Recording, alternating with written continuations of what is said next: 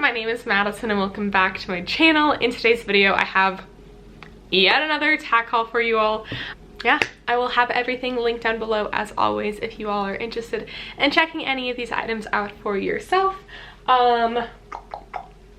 Yeah, without further ado, let's just jump into it. The first thing I want to show you all is my new pair of Millbrook leathers. Now, if y'all watched my recent small business tack haul, you also would have seen Millbrook featured there as well. Millbrook Leathers is a Colorado small business, go Colorado, that makes and sells stirrup leathers that are specially designed to increase leg stabilization. As y'all can see here, this thick panel is gonna go underneath your calf, your thigh, your knee, and it's about 1.5 times thicker than a traditional stirrup leather. This end here is the tail that will actually loop through your stirrup, up around your stirrup bar, and back through the stirrup keeper.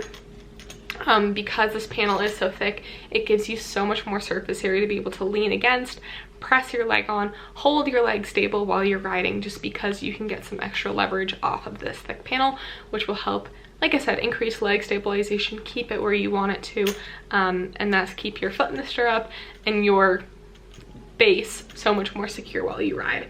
In that video, in my previous video, I showed some other goodies they sent over and that I purchased from them.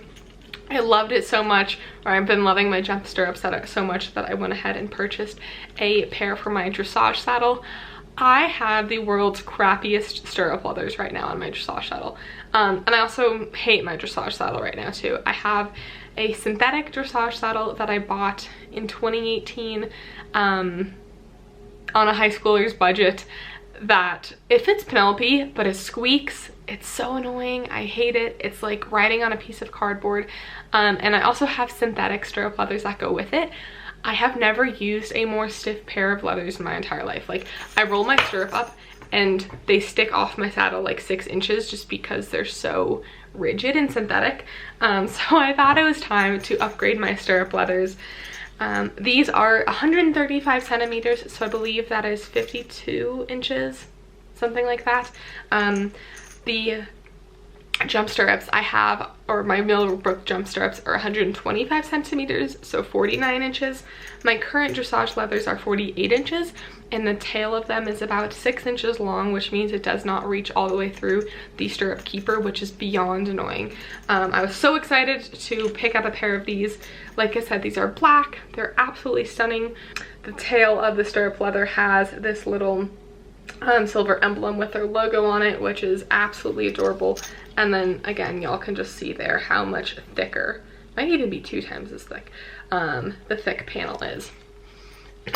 I love these stirrups. I will have them linked down below. They are definitely worth the investment. No matter what level you are, leg stability is always great. Both of my saddles have had really, really crappy stirrup leathers on them for as long as I have had them. The pair of stirrup leathers I had on my jump saddle before I got my Millbrook ones were the pair of stirrup leathers I bought for my very first saddle in 2015, I want to say.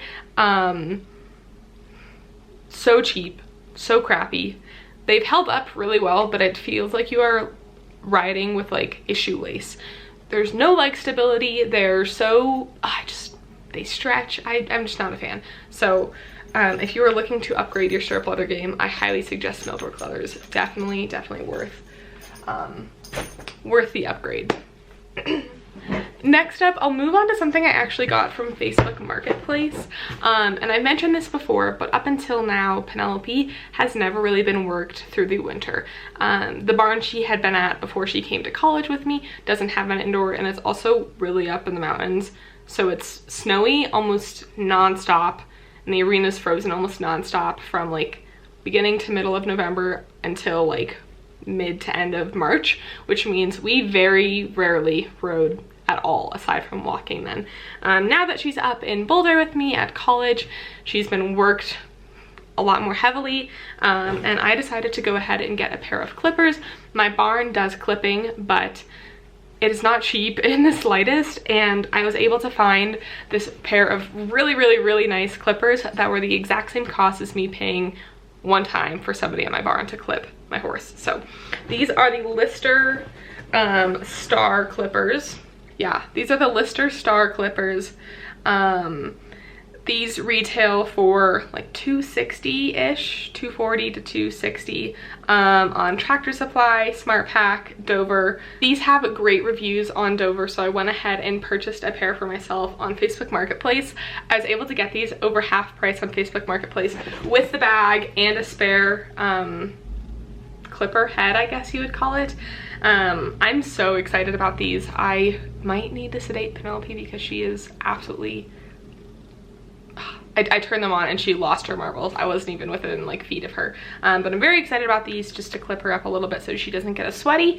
Clipping is great, like I said, so that your horse does not get as sweaty, because putting them back wet, especially when it is freezing cold, like legitimately freezing, like single digits negatives, is horrible for your horse. Hypothermia, it's uncomfortable. Just not good. And also, if they are sweaty and you put a blanket on top of it, all you're doing is trapping that moisture. So clipping your horse is great to decrease the likelihood of that happening. Very excited about these. I have not used them yet just because I need to sedate her because she's going to break something or hurt me in the process. But it will definitely be worth it because she will just be so much more comfortable. I don't have to worry about overworking her, not overworking her, but getting her sweaty. And even if I'm doing flat work for 30 minutes, she sweats like there's no tomorrow. So, and our indoor is also not heated. So it's not like she's sweating because the indoor is heated. She's just sweating because she's furry and has so much adrenaline when we're doing literally anything. So if you've met my horse, you know what I'm talking about. And then last but not least, I picked up a few things from Dover. First things first is this Cool Blast shirt in the color silver. I have had my eye on this shirt for so long, and I finally bit the bullet. I don't remember if there was a deal or what, but I kid you not, I've been wanting a gray Cool Blast shirt probably since like April. If y'all don't know what Cool Blast shirts are, they are Dover's sun shirts, I guess. They have the mesh underneath the arms, a little collar, a half zipper. They're just super simple, super great. I absolutely love these shirts for literally everything. Schooling, cross country. I wouldn't like use this as a show shirt unless you were maybe gonna put a stock tie over it so you couldn't actually see the shirt underneath. But these are great. I love them. I've been kind of dabbling and potentially doing like gray and white for my cross country colors on Penelope. If y'all were around like years ago when Penelope and I were doing red, white, and blue for cross country, I loved that. It was just very much, I don't want to say immature, it was just a lot. And I might try to do some sort of combination of that again just because I feel like it was, I don't want to say it was iconic, but like I felt like that was us. But I hate those red pants with a burning passion. They do not fit well. The waistband is like the thinnest thing ever. The full seat is like worse than riding without a full seat. Like full seats are supposed to be improve your stickability even in the slightest, and these only make it worse. So I don't like those red pants, and I don't really want to go buy more, especially when I was already kind of on the fence about doing red, white, and blue again. But either way, I don't know, and gray looks good on literally every horse, including grays. So I picked this up. I will definitely get use out of this. Highly recommend the Cool Blast shirts if y'all are interested. I get these in an extra small, which there aren't a whole lot of shirts I buy an extra small in just because I do have a larger chest, but these actually fit surprisingly well, and I also prefer my things a little bit more snug. So if you are smaller than me and you want it snug, honestly maybe get a kid's version because I feel like these fit kind of big anyways. I have a small, Cool Blast shirt. I hate it. It is so baggy. It is so, like, it's extra long on my arms. The arms are loose. It's just not what I want in a riding shirt, especially in a cross-country shirt. So extra small is great, especially if you are gonna have something like a jumping vest over the top. If you are worried about it really accentuating your chest, you can't see it with a cross-country vest on. So love this, highly recommend. Last but not least, I picked these up, and I'm keeping my fingers crossed I don't get these for Christmas, which by the time this video comes up, what time is it? Yeah, it might be after Christmas by the time I actually edit this video.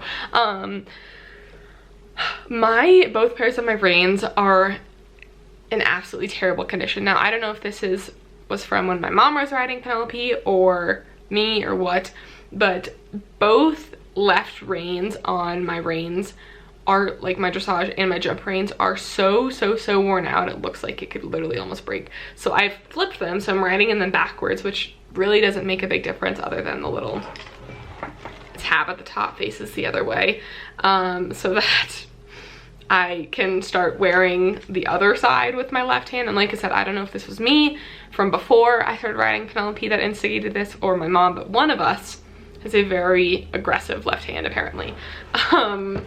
So I went ahead and purchased the Dover reins. These are the Dover Saddlery Everyday Web Rubber Reins in the size pony in the color brown.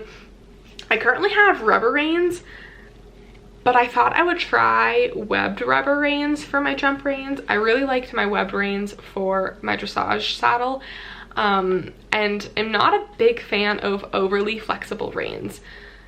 Oh my goodness, what is that one company name? I don't even know. There's a company that makes the most flexible, squishy reins in the entire world, and some people absolutely love them, and there's a reason they have amazing reviews. They're just almost too flexible that I feel like I don't have enough like stability with them. So I picked these up. These were also ridiculously affordable. I want to say these were like 35 bucks, which I've ranted about this in the past. Finding things for ponies is so hard. I hate it. Either pony things are, the price is like way jacked up because they don't sell a lot of them, so nice pony things are really expensive, or they're really cheap and they're bad quality. So I'm hoping these aren't that bad of quality. They actually had really good reviews. They look kind of short. Like, I'm 5 feet tall, so my wingspan, that's probably like 3.5 feet long. So they're kind of short, but Penelope also has a really short rein, a really short neck, and I think I'd honestly prefer to have them a little too short than too long. So we'll see. I might go ride in these today and I will let you all know how I like them. But I did tell my mom I wanted reins for Christmas, and I'm not sure, I don't remember if I told her for my dressage or my jump saddle or both, or jump tack or both, but either way, very excited to see how these go. A few years ago, this was probably like 4 or 5 years ago now, I was going cross country on a little pony named Charlie. If y'all have been around since Charlie, props to you, because she is from a very long time ago. She's this little gray POA that I competed for a year and a half, 2 years. And one time on cross country, my reins were so long, or she was the type of horse I had to crop and top like almost everything.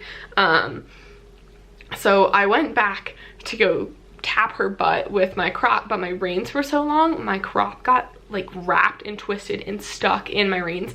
And so I went back to tap her on the butt and I got stuck. I couldn't reach her butt, and then my rein and my crop was so tangled up I couldn't shorten my rein, I couldn't lengthen my rein. So having reins that are the correct length is beyond important, because I will never forget getting trapped where I couldn't tap my horse's butt, but I was so tangled I couldn't adjust my rein at all. And so for the next 3 minutes or whatever, the remainder of the course, I was stuck with one like really awkwardly lengthed rein. I couldn't lengthen it, I couldn't shorten it. So get reins that fit well. So like I said, I'd rather have too short than too long, because too long means I could get trapped again. Either way, not good. Highly recommend you get reins that fit your horse's body. So Either way, I will have everything linked down below if y'all are interested. If you have any video ideas or suggestions, let me know. I am so excited to have some freedom. There's just a few more weeks of break left, but I've really been enjoying relaxing, being at the barn, not being rushed, that sort of thing. So I hope you all have a great day, and I will see you all next time. Peace out. Bye.